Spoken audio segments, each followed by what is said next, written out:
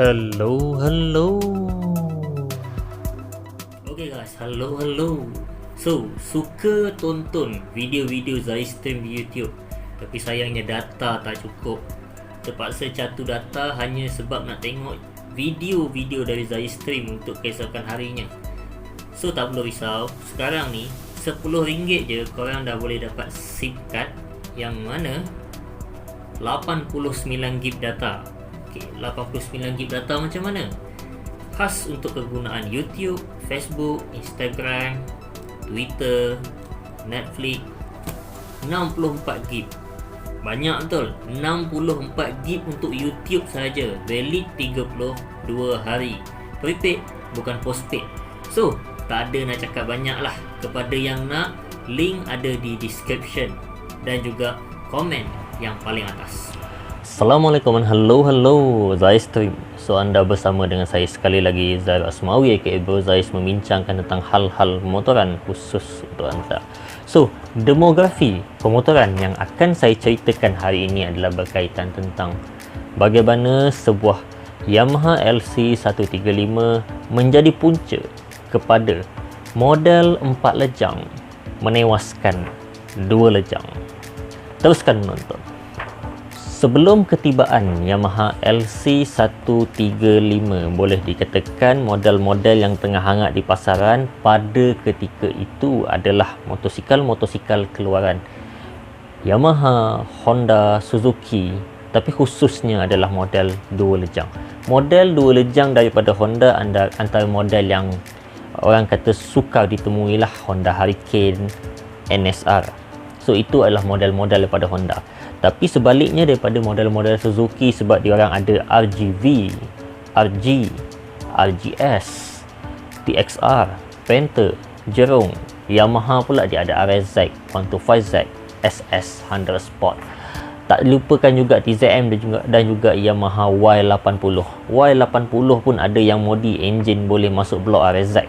Okay, so ini adalah motosikal yang orang kata kalau kita tengok dalam filem-filem zaman dulu, macam Gila-Gila Remaja dan sebagainya, KL Menjerit, inilah motosikal yang kita nampak. Tak ada nampak motosikal 4 lejang menguasai jalan raya, highway ataupun menjadi star dalam filem-filem. Tapi akhir-akhir ni je lah. Okey, kalau kita tengok juga dalam filem-filem yang dulu, motosikal 4 lejang hanya boleh muncul dalam filem kalau dia datang daripada kategori 600cc dan ke atas. Tapi sekarang saya rasa tak lagi. Sebab apa? Motosikal 4 lejang, dia punya credibility, dia punya peminat lagi ramai daripada motosikal 2 lejang. Khususnya peminat-peminat yang datang daripada generasi Y dan Z. Okay, so saya nak bercakap pasal LC135. Lahirnya LC135 sebelum ini ianya didatangkan dengan version 1. Waktu mula-mula keluar tak ada pun lagi V1, V2. V1 pun tak ada. Orang sebut ini apa? Ini LC135. Ini apa? Ini adalah motosikal yang design dia agak pelik. Fork dia agak panjang. Maggat dia nampak macam tak bersambung dengan body. Ada liquid cool tapi 4 lejang. 4 lejang dan 4 speed. Dan ada yang kata motosikal ni pelik ya. Daripada beli motor ni baik beli Yamaha 125Z ataupun RXZ. Ada yang berkata macam tu. Tapi dalam diam tak diam, LC V1 dapat touch meter 180 kmh dengan mudah. Walaupun hanya 4 gear. Dan waktu tu budak-budak 125Z dengan budak-budak RXZ mula menjeling. Motor apa sebenarnya ni? Okay, so ada argue pasal meter ringan dan sebagainya, tapi basicnya kalau kita compare dengan motosikal 2 lejang yang lain, larinya sama. So tak perlulah kita nak argue cerita meter. Meter ni cerita budak-budak je.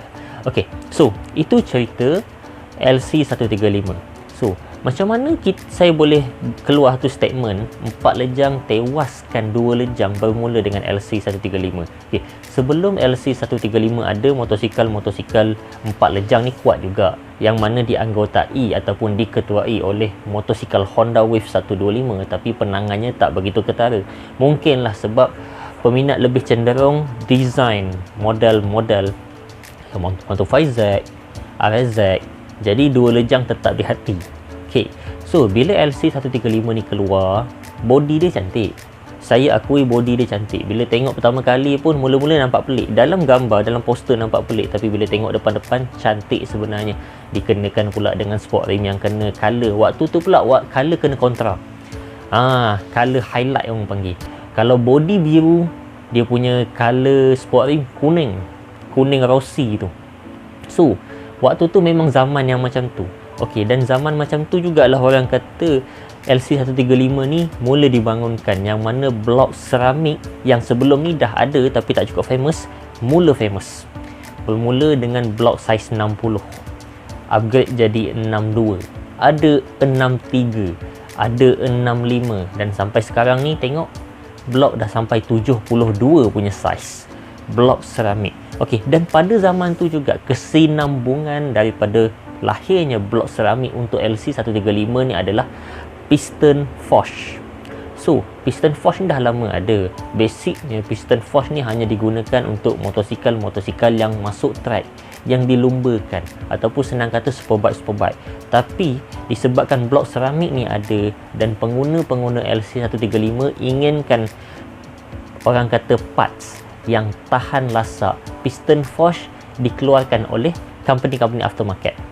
Satu peluang untuk company-company aftermarket dekat luar sana, dia orang keluarkan piston forge, dan pengguna-pengguna LC ni menyambut baik, beli dan pasang. So basicnya lahirlah sebuah LC135 model 4 lejang yang nampaknya boleh bermain dengan motosikal 2 lejang kelas 150cc. LC135 ni pada pendapat saya lah, kita boleh ibaratkan ianya sebagai enjin 2JZ GTE model Toyota Supra. Sebab apa? Kalau dekat luar sana, model Toyota Supra ni, enjin dia ni 2JZ ni adalah enjin yang enjin lain banyak lagi kuat, tapi ini adalah enjin favourite selain daripada RB26 milik Skyline GTR, R32, 33 dan 34.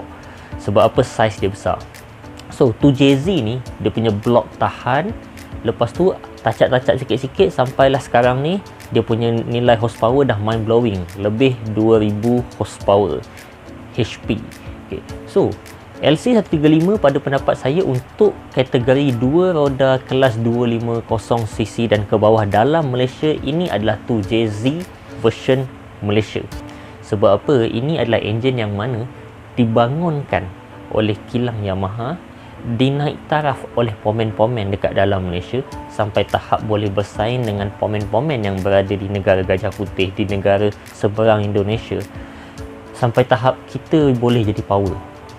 Okay. So enjin ini jugalah antara orang kata DNA yang dibawa dan menjadi sebab kenapa Waisuku pun power.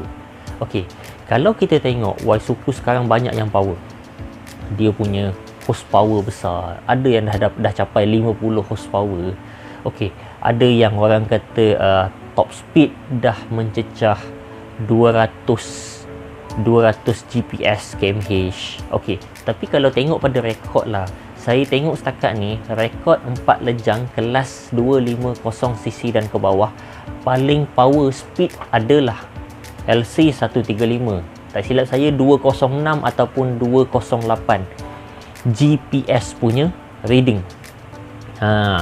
Iaitu LC135 yang dah dikonvertkan kepada body S1R.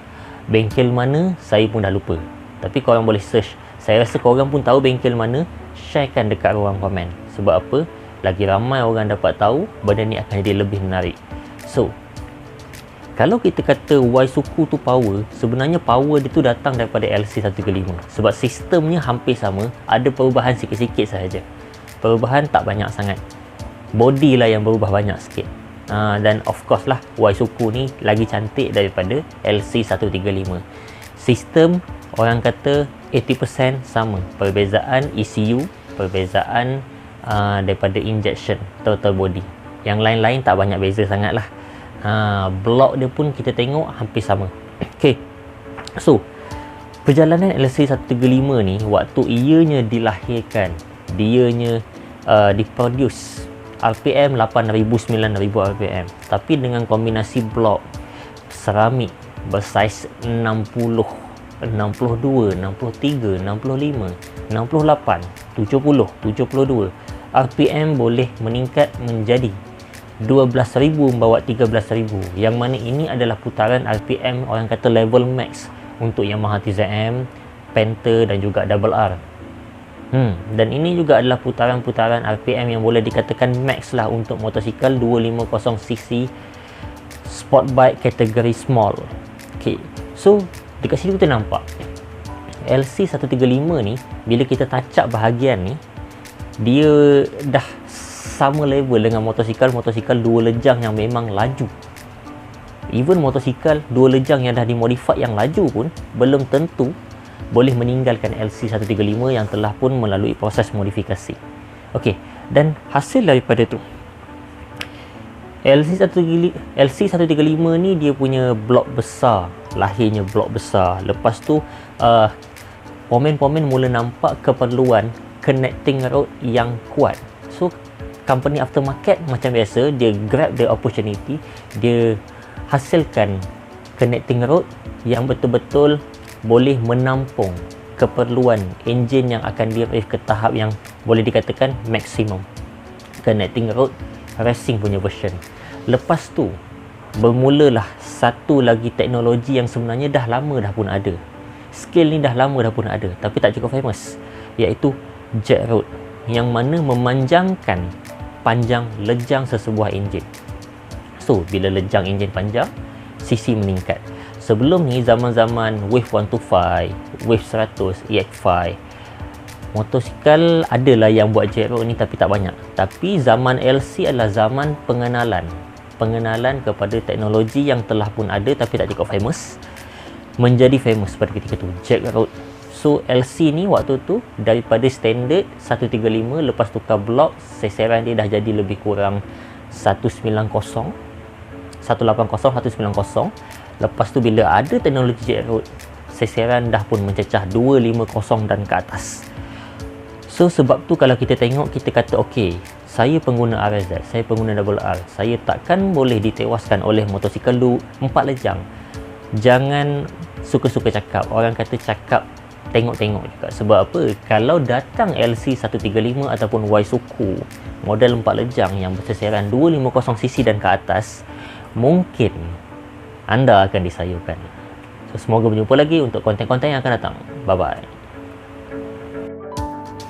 Okay, so guys sekalian, halo.